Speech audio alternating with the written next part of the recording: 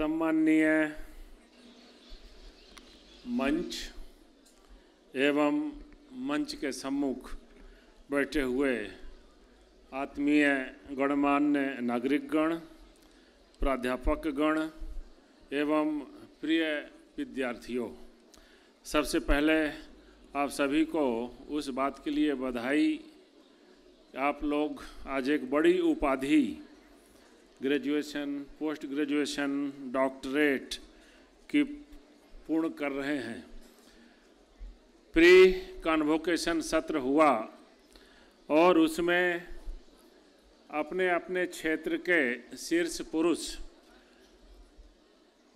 जो हमारे सामने अपने जीवन का एक अनुभव आप लोगों के सामने रखा, और मैं यह दावे के साथ कह सकता हूँ कि यहाँ जो विद्यार्थी हैं उन वास्तव में एक जो ग्रेस्पिंग कैपेसिटी है, यानी लगभग 3-3.5 घंटा जो कॉन्टिन्यूअस व्याख्यान चला, लेकिन ऐसा लग रहा था कि आप लोग कुछ जानना चाहते हो, आप लोग कुछ सीखना चाहते हो, और वही अभी भी स्थिति दिखाई दे रही है।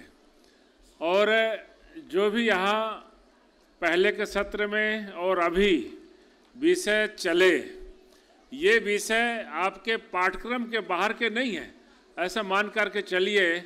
जो एक मल्टी डिसिप्लिनरी चलता है और प्रत्येक व्यक्ति को प्रत्येक विधाओं में जानकारी रखना ही चाहिए, तो ऐसा मानिए कि आपके एडवांस कोर्सेज के बारे में ही दोनों सत्रों में जानकारी प्रदान की गई। क्योंकि आप यहाँ सब बड़ी संख्या में सब यूथ ही हैं, युवा ही हैं, और युवा के बारे में एक श्लोक आता है, युवा स्यात् साधु, युवा ध्यायकः आशिष्ठो दृढ़िष्ठो बलिष्ठो तस्यम सर्व पृथ्वी सर्वे वितस्य। यानी एक आइडियल यूथ, अच्छे युवा, जिन गुणों के आधार पर वह किसी भी काम में सफलता प्राप्त करता है, ऐसे 5 कैरेक्टर्स, 5 लक्षणों की बात आती है। कैसा हो तो युवा गुड मैनर्ड होना ही चाहिए, स्टूडियस होना ही चाहिए, आशावान ऑप्टिमिस्टिक होना ही चाहिए, और दृढ़ निश्चयी डिटरमाइंड और स्ट्रांग हष्ट पुष्ट मजबूत होना ही चाहिए। मैं यह श्लोक इसलिए कह रहा हूँ कि ये आप लोगों पर, युवाओं के लिए तो लागू होता ही है, लेकिन हमारे जो भी अपने अपने क्षेत्र के सक्सेसफुल व्यक्ति, यानी जो शख्सियत हमारे सामने बैठी थी, ये इन्हीं 5 गुणों के आधार पर आपके सामने यहाँ तक पहुँची हैं। जैसे डॉक्टर गीतांजलि श्री लिटरेचर पर उन्होंने काफ़ी कुछ ऊंचाइयों को प्राप्त किया, और सबसे महत्वपूर्ण बात यह है कि मातृभाषा में उन्होंने लेखन प्रारंभ किया। स्वाभाविक है, आप जिस भाषा में, जिस लैंग्वेज पर आप सोचते हैं, जिस लैंग्वेज पर विचार करते हैं, स्वप्न देखते हैं, वास्तव में उस लैंग्वेज पर जब लेखन करेंगे वह मौलिक लेखन होगा, अन्यथा उसका ट्रांसलेशन होगा। और मौलिक लेखन और ट्रांसलेशन में बहुत अंतर है। इस संस्थान के संस्थापक कुलाधिपति बहुत सुंदर अनेकों उदाहरण आपके सामने रखे, और जैसे सामने एक उदाहरण मैं सामने रखता हूँ। जैसे मान लीजिए हिंदी साहित्य के क्षेत्र में यदि मैं कहूँ मीरा का भजन, मेरे तो गिरधर गोपाल दूसरों ना कोई, यानी भजन महत्वपूर्ण नहीं है, लेकिन जैसे ही हम मीरा के भजन, मीरा का नाम लेते हैं, वो पूरे इमोशंस, वो पूरी फीलिंग, किस प्रकार से एक राज परिवार की राजकुमारी किस प्रकार से कृष्ण की भक्ति में अपने आप को समर्पित कर देती है, यानी एक ये भाव सामने आता है। और गिरधर, गिरधर को यदि हम ये गिरधर कहते हैं, तो जैसा पूर्व में विषय आया, गिरधर, गिरधारी, ऐसे लगता है कृष्ण भगवान और गोवर्धन पर्वत को धारण किए हुए हैं, ऐसी आकृति हमारे सामने आती है। यदि हम गिरधर को माउंटेन बियरर ऐसा कुछ कहेंगे तो वो फीलिंग्स और वो इमोशंस हमारे मन में नहीं आएंगे, क्योंकि एक ट्रांसलेशन है। और फिर गोपाल, गोपाल अने गौपाल, तो इसमें भी कृष्ण की बांसुरी बजाते हुए मोहक छवि गायों के पुंज के बीच में आती है। यदि हमको शेफर्ड, हर्ड्समैन, नीदर, हर्ड्समैन, ग्रेजियर इस रूप में कहेंगे तो क्या ये गोपाल गाय चराते हुए कृष्ण की आकृति आएगी? नहीं आएगी।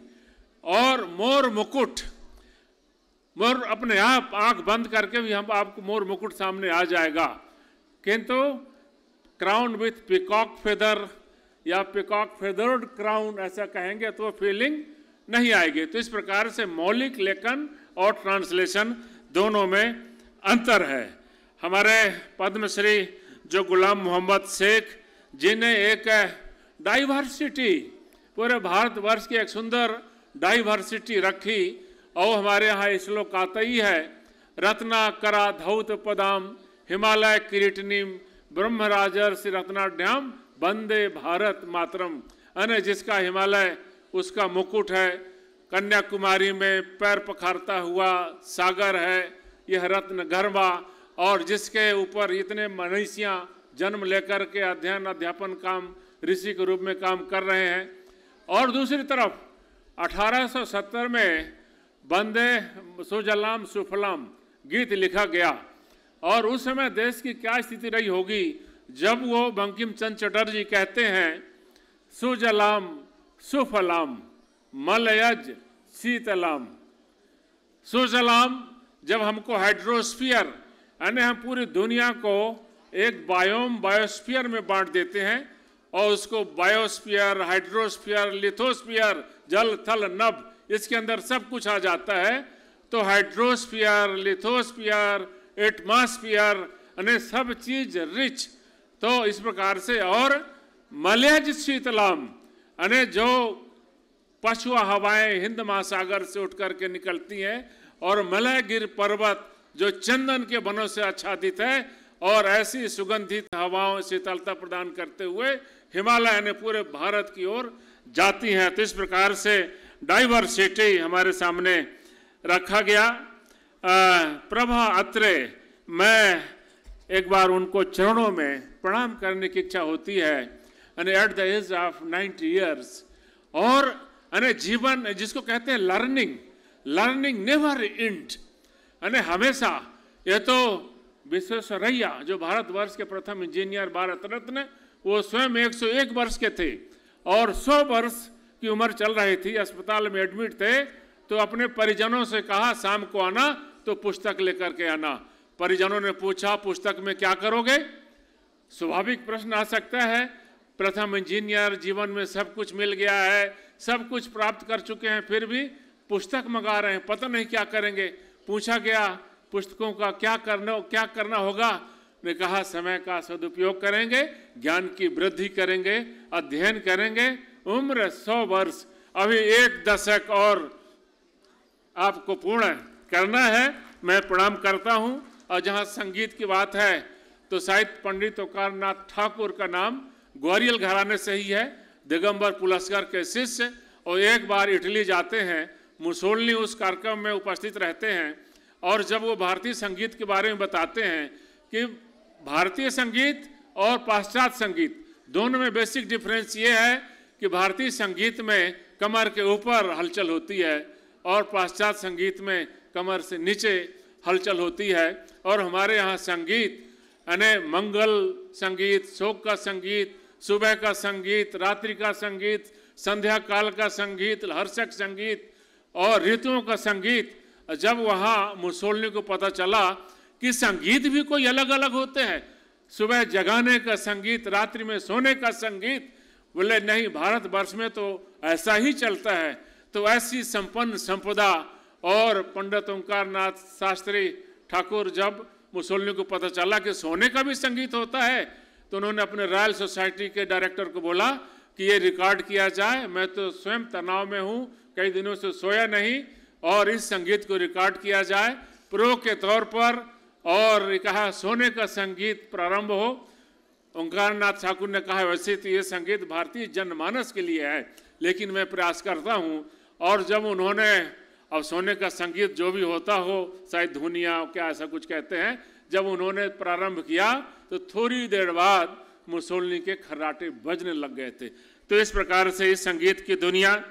और अंजू जॉर्ज यानी वास्तव में जबकि बताया गया कि एक किडनी है, और जब आप के बारे में बताया जा रहा था तो मुझे सुधा चंद्रन ध्यान में आया, who lost their one legs, disappoint but not defeat. और निराशा आई और उन्होंने अपना डेडिकेशन के आधार पर नृत्य का क्रम जारी रखा, और एक पैर में भी भारत की जानी मानी नृत्यांगना है। और दूसरा नाम आता है Arunima Sinha, who lost their both the leg in an accident. और इसके बाद भी उसका जो डेडिकेशन है, दृढ़ निश्चय है कि मैं एवरेस्ट के चोटी पर पहुंचना है, डिसअपॉइंट बट नॉट डिफीट। और अल्टीमेटली वह एवरेस्ट की चोटी पर चढ़ जाती है। तो यानी कुल मिलाकर के ये सब चीजें जो हमारे सामने आई, हमको एक मोटिवेट करने की दृष्टि से, यानी महापुरुषों को जब हम आइकॉन मानते हैं तो कुछ न कुछ हम प्राप्त ही करते हैं। और तो और विशाल भारद्वाज जीवन में कितने बार निराशा, हताशा, लेकिन उन्होंने हिम्मत नहीं हारा, और हिम्मत नहीं हारा इसलिए सफलता के मुकाम पर पहुंचे। और यदि हम हिम्मत की बात करें तो एपीजे अब्दुल कलाम स्वयं भी पायलट के इंटरव्यू में डिस्क्वालीफाई हो गए थे। एयरफोर्स में पायलट की 8 पोस्ट थी, एपीजे अब्दुल कलाम उसमें अपीयर हुए और उनका 9वां नंबर आया।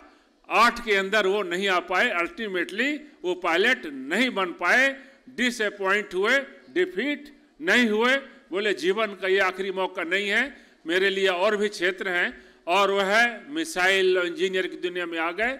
पायलट तो नहीं बन सके, लेकिन देश के राष्ट्रपति बन चुके और भारत के जाने माने साइंटिस्ट बने। और वो जो महत्वपूर्ण बात कहते हैं, ऐसा लगता है हमारे लिए बहुत ही अनुकरणीय होती है।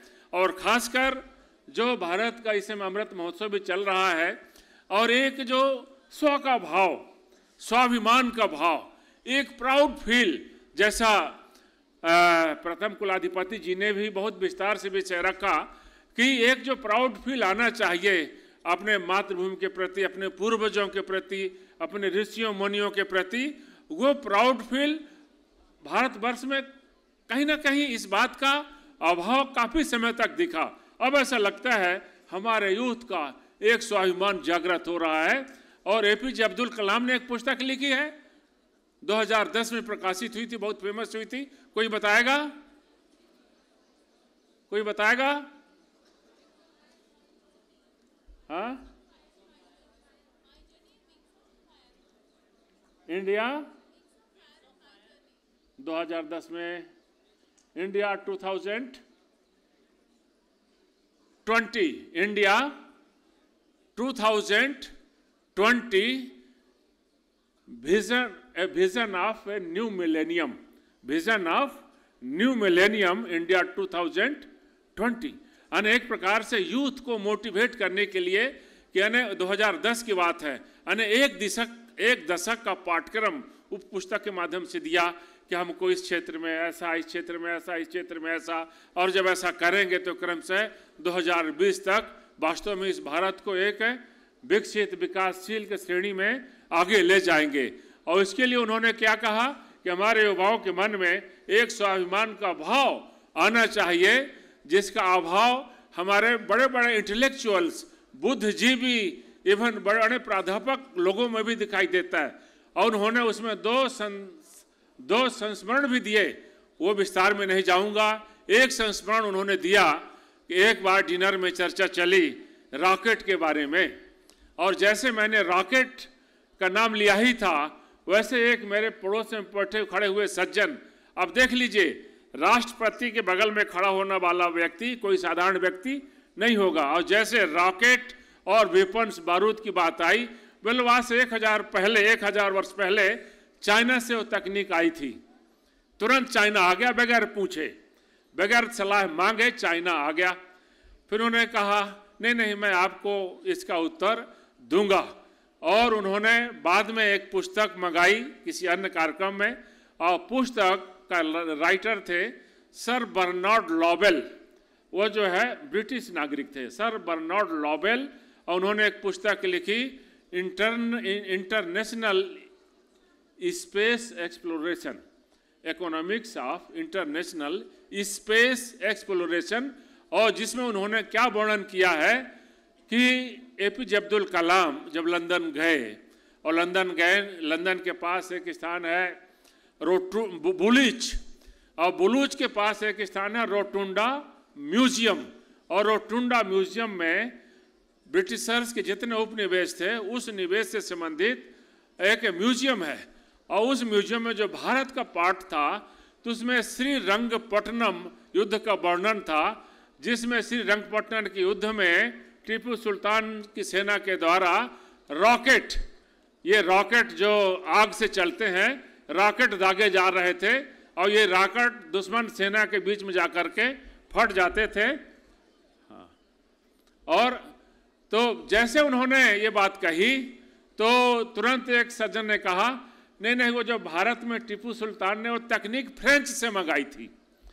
तो उन्होंने कहा आप देखिए, जैसे भी से आया रॉकेट का, तो एक जगह चाइना आ गया, एक जगह फ्रांस आ गया, और सर बर्नार्ड लॉवेल लिख रहे हैं कि दुनिया में पहली बार रॉकेट का उपयोग भारतवर्ष में श्रीरंगपट्टनम में हुआ। तो इस प्रकार से, और उसी को रिवाइज करके वहाँ के साइंटिस्ट फिर बोलांग हार्बर में और इस प्रकार का उपयोग किया गया। तो इस प्रकार से एक स्व का भाव जागृत होना चाहिए। ये विषय है दीक्षांत समारोह का, और समय की सीमा है, मेरी ट्रेन भी है, तो भी 5 मिनट अभी लूँगा आप लोगों का।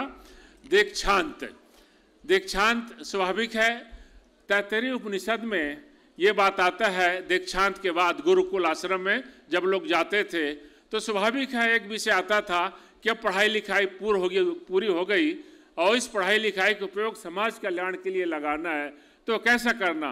तो स्वाभाविक है एक विषय आता ही है, सत्यम वद धर्मम चर, जो हमारे यहाँ का मोटो भी है ITM यूनिवर्सिटी का, और पितृदेवो भवो मातृदेवो भवो गुरुदेवो भवो, और इस प्रकार से आचरण करते हुए और विवेक का उपयोग करते रहे, विवेक में सकारात्मकता आती रहे, और जैसा लगता है कि कहीं मन में शंका है, भ्रम है, what to do and what not to do, तो ऐसी स्थिति में यद्दाचरित श्रेष्ठ तस्त देवे तरो जना है, सा यत् प्रमाणम कुरते लोकस्त तदानुवर्तते। यानी जब ऐसी स्थिति आ जाए तो अपने सामने एक लक्ष्य रख लीजिए कि बड़े लोग, श्रेष्ठ लोग, जिनको हम आइकॉन मानते हैं, उनका आचरण कैसा था, उसी को आधार मान करके आप भी आचरण करिए, तो निश्चित रूप से दिशा और दृष्टि सब सही रहेगी।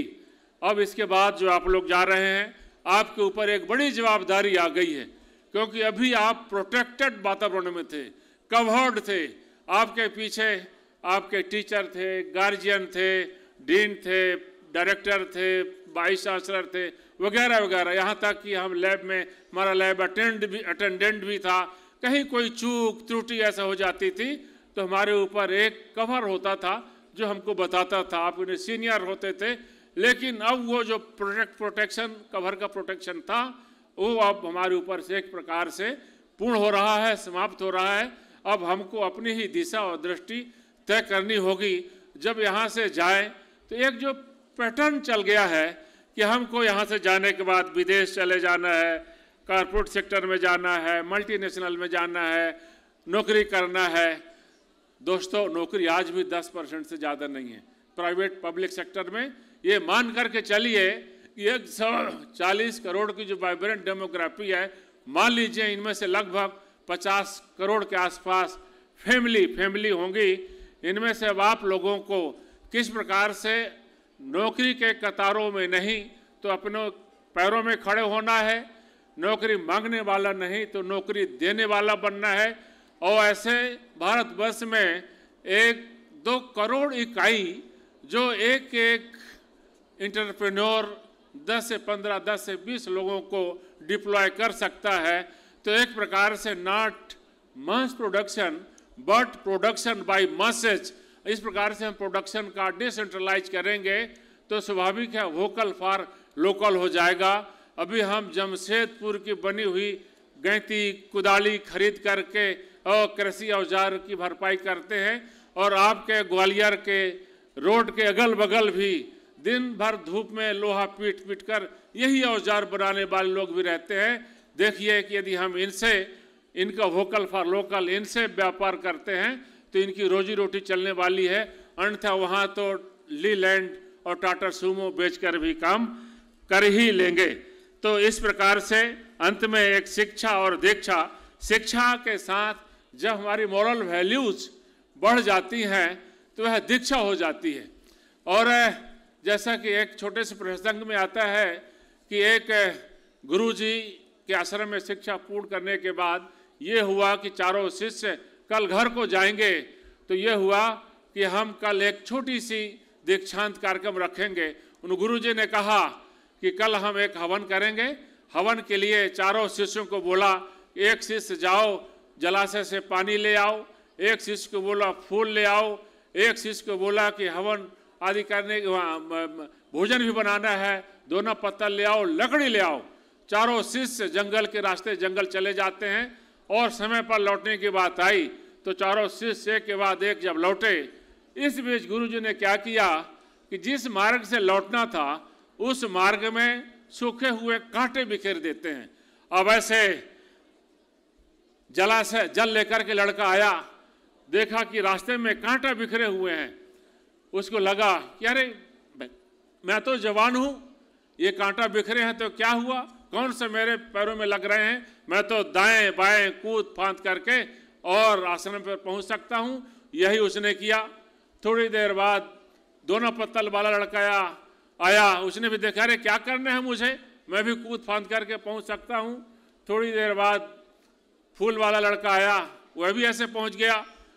आखिरी लड़का लकड़ी वाला आया, उसने देखा कि रास्ते में कांटे बिखरे हुए हैं, तो उसने क्या किया, लकड़ी को नीचे रखता और फिर कांटे बीनता, फिर आगे बढ़ता, फिर लकड़ी को नीचे रखता, आगे बढ़ता, कांटे बीनता।